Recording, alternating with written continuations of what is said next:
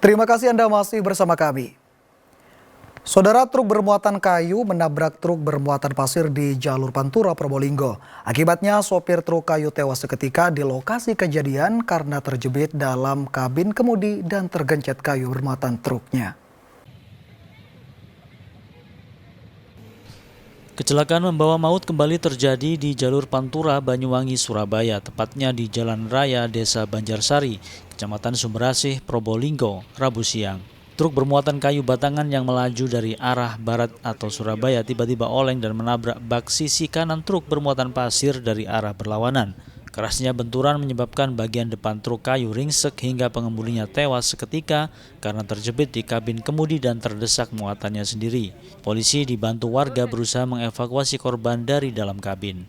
Dari hasil olah TKP diketahui identitas sopir truk bernama Ghafari Ami Umaat, 28 tahun, warga desa Tukul, Kecamatan Pelosok, Klaten, Kabupaten Kediri. Jenazahnya langsung dibawa ke Rumah Sakit Umum Daerah Muhammad Saleh, Kota Probolinggo. Kecelakaan diduga terjadi karena sopir truk bermuatan kayu mengantuk hingga tak bisa menguasai laju kendaraannya.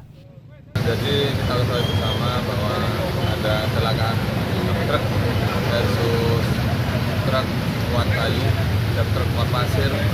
Untuk dump truk dari arah Banyuwangi ke Surabaya, kemudian untuk truk muat kayu dari arah Surabaya menuju Banyuwangi.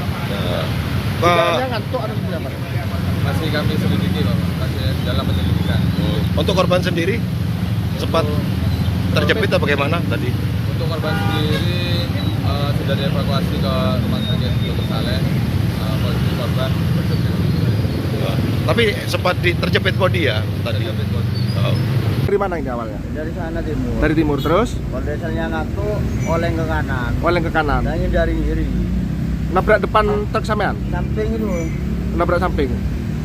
Itu kencang apa gimana mas yang poldeselnya itu mas? Lari ke kanan, lari ke kanan. Enggak, dari barat itu kencang berarti? Oleng gini. Oleng ya? Dugaannya ngantuk mas ya? Ya ngantuk lah. Ngantuk ya?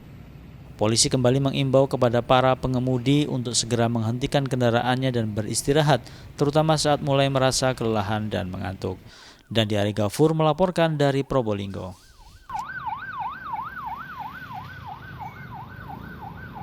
Saudara, Satuan Reserse Narkoba Polres Mojokerto Kota membongkar jaringan pengedar narkoba di kalangan pelajar. Selain meringkus 7 tersangka, petugas juga menyita barang bukti berupa sabu-sabu dan pil koplo. Sindikat peredaran narkoba yang diringkus petugas Satuan Reserse Narkoba Polres Mojokerto Kota berperan sebagai pengedar dan kurir narkoba. Para tersangka ditangkap di sejumlah tempat berbeda, diawali dari penggerebekan sebuah rumah kos di kawasan wisata Pacet, Kabupaten Mojokerto yang ditempati tersangka PD. Dari tangan ketujuh tersangka, petugas menyita barang bukti sabu-sabu seberat 67,89 gram dan 139.830 butir pil double L, timbangan elektrik, ponsel, serta uang hasil penjualan Rp415.000. Kasat Narkoba Polres Mojokerto Kota AKP Suparlan mengatakan para pelaku baru 3 bulan beraksi. Mereka biasanya mengedarkan narkoba ke kalangan pemuda atau pelajar. Double L sebanyak 139.830 butir yang akan diedarkan di kalangan pelajar wilayah Mojokerto Raya. Akibat perbuatannya, para tersangka dijerat pasal 114 dan 112 Undang-Undang 35 tahun 2009 tentang narkotika dengan ancaman hukuman pidana penjara maksimal seumur hidup atau hukuman mati. Dia Eko Purwoto melaporkan dari Mojokerto.